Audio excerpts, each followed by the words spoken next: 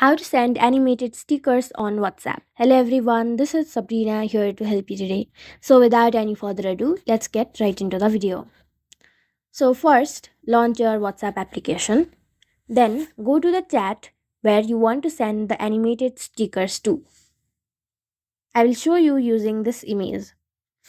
Since I do not have access to my WhatsApp, I will show you using this image. Now what you will have to do is in your message box on your left side, you will see an option of a smiley emoji. Simply tap on it, and then you will get options of stickers and GIF. So basically, GIFs are the animated stickers which you are looking for. Simply tap on the GIF icon, and you will find a bunch of animated stickers. Select the one that you want. You can also search for specific type of GIF as per your preference and send it. So that's it. Thank you for watching this video. Make sure to like, share, and subscribe to our YouTube channel. If you got any questions, comment them down, and I'll catch you in the next one.